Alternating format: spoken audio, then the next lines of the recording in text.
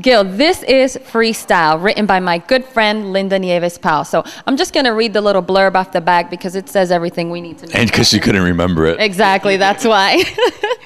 So, Linda Nieves-Powell is the writer, director, producer of the off-Broadway hit show Yo Soy Latina, as well as the new Soul Latina show and Jose Can Speak. She was named one of the 100 most influential Hispanics by Hispanic Business Magazine and one of the 2002 top 100 Latinas by El Diario.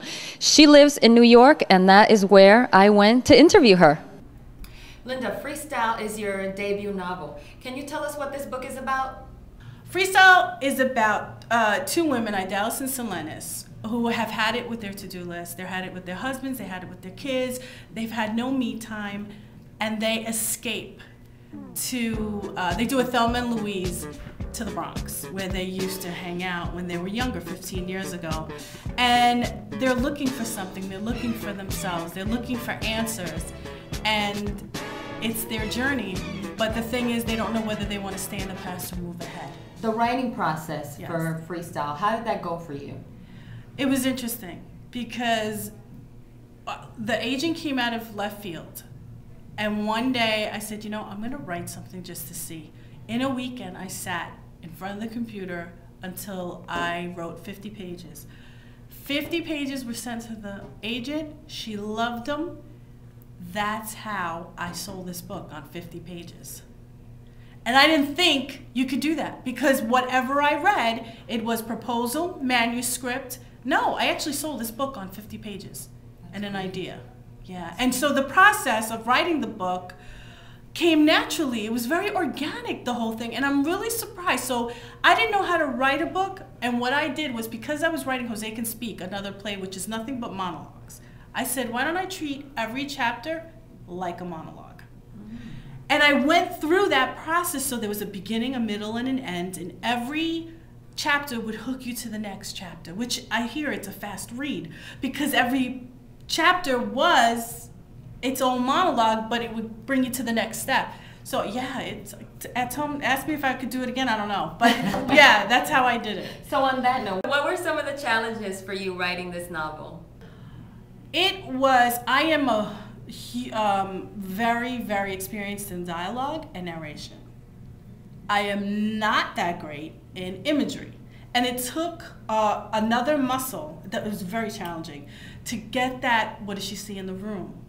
Describe what you see, without over-describing, because I can't stand reading books that over-describe a room, a situation, a person's clothes. So I just said a few little things, the way Idalis sees the world. And I think what I learned was that you have to see it through the character's eyes, the protagonist's eyes, not necessarily the playwright that's looking at the stage, that's empty. So that was a challenge for me. Other than that, I had a good time. I really did. I had as much fun as it is to read. I had a blast with them. I cried, I laughed, and then I went, oh my God, I hope it's funny, because I'm finding it funny. It was very funny. Oh, it was very funny. You. And at the crying part, which for me, you know which one it was, I got that, I'm like, oh no, she didn't put that in there. I'm like, oh, I wasn't expecting to read about that. Let me see this chapter. I know. Linda, you're a writer, director, producer. You have so many talents. Tell me what it is you're doing with Latino Flavored Productions.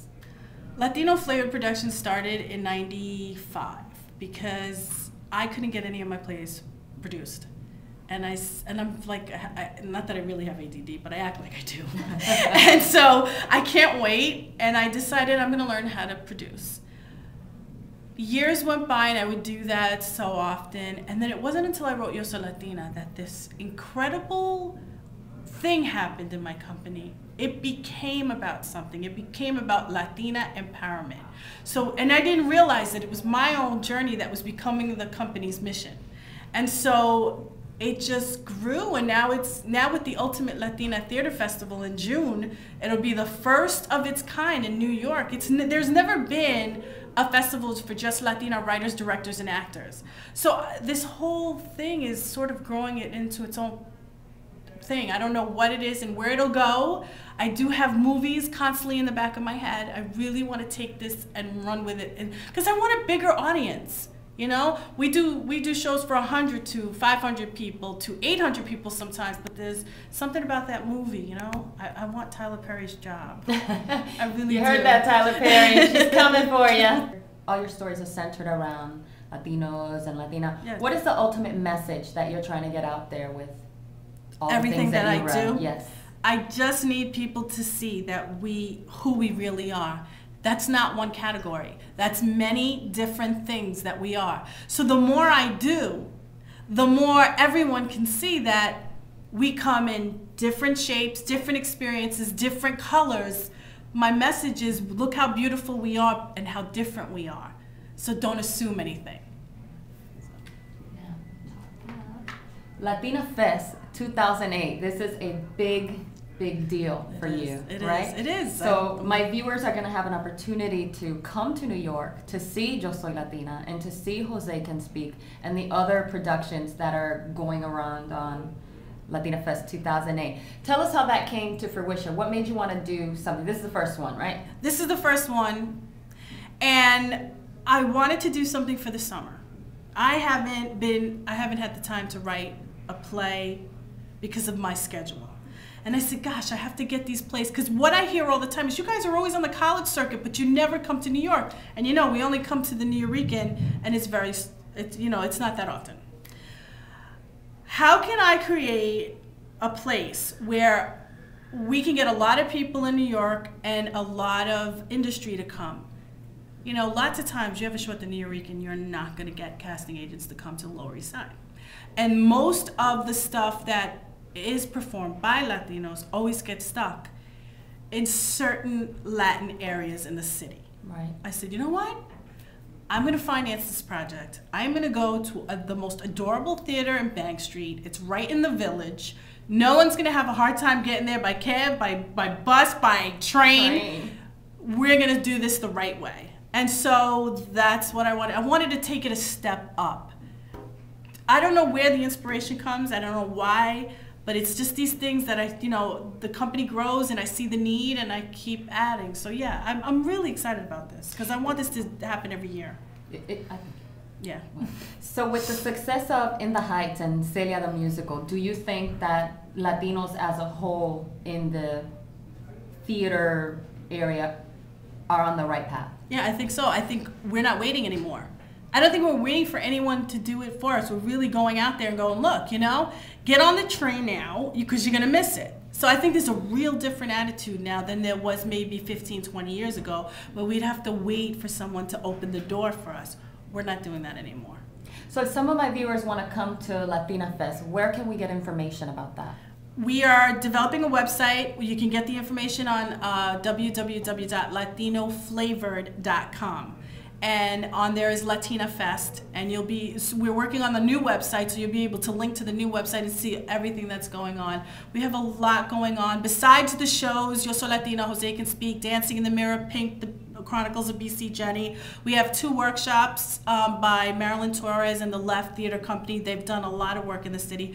But we also have an exciting industry panel with many celebs, writer from In the Heights, we have a casting agent, and it's moderated by April Lee Hernandez, who's an amazing actress who was in Freedom Writers, and she's in 30 Rock.